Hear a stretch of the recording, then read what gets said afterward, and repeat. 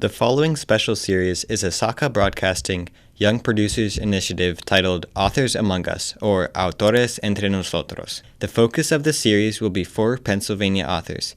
We will explore their influences, passions, and motivations. In this second program, we'll get to know Marisa de Jesus Paulicelli.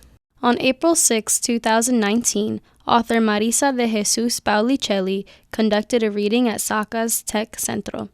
There are many sources that can inspire writers in their literary works. For Marisa, it started with the Puerto Rican tree frog called the coqui, the unofficial national symbol of Puerto Rico. Marisa wasn't born on the island, but her parents were. They migrated to the United States and settled in the Lehigh Valley.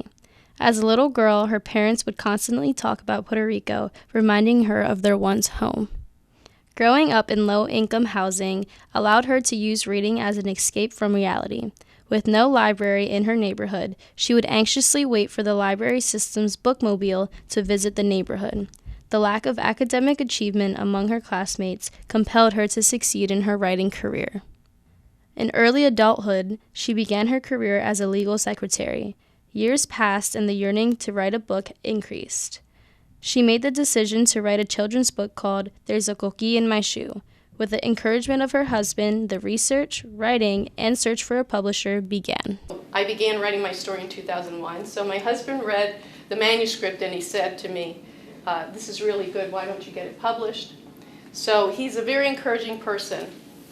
And the reason why I wrote this story was because I was pregnant at the time, and I wanted to also share my culture with my unborn child, him or her.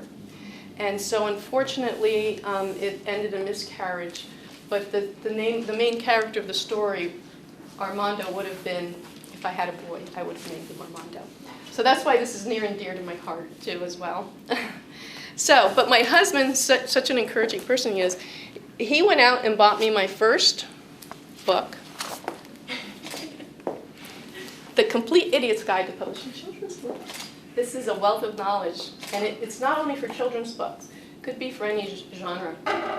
So I highly recommend this. I mean, even now, this was back in 2000, I guess 4 or 5, and the author of this book, Harold Underground, he had a book signing, and I said, I gotta go there, and I got him to autograph it for me.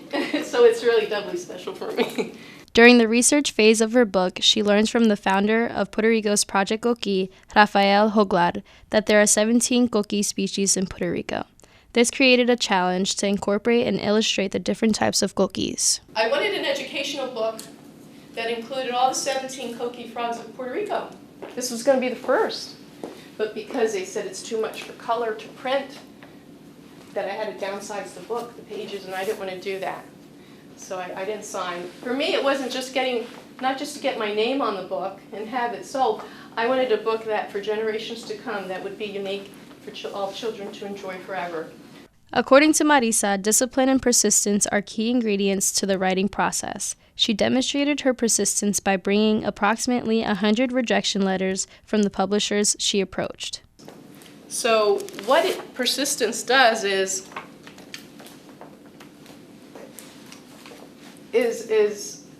to keep you disciplined, to keep going and not giving up. So I have these in my office to look at. So I was wondering if I could have 2 volunteers to show you the persistence that went into this book. Can I have, what is your name? Jack. Hi, Jack. Is it Jack? Jack, yeah. Nice to meet you, Jack. Nice to meet you. And then, and you are? Isaac. Hi, Isaac. Thank you. So I want you, John, to hold. Jack. To hold that, and then I want you to. Well, let's have. Yeah, you hold this end. Okay. And then, Jack, you want to come up? Yeah. I want you to keep going till this ends. But keep Yep. holding it. Mm-hmm. Even if you have to go out the door, you want to go back?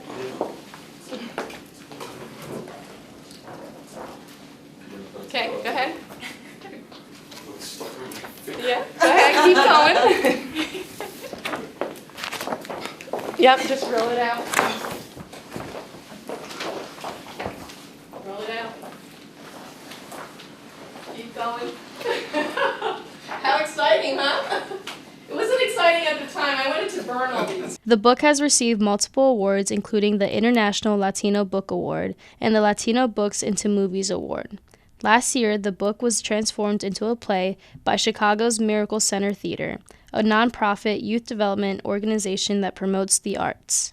Marisa will read excerpts from the book and begin by having the attendees sing the coqui song. Okay, here we go. El coquí me encanta, es tan lindo cantar del coquí.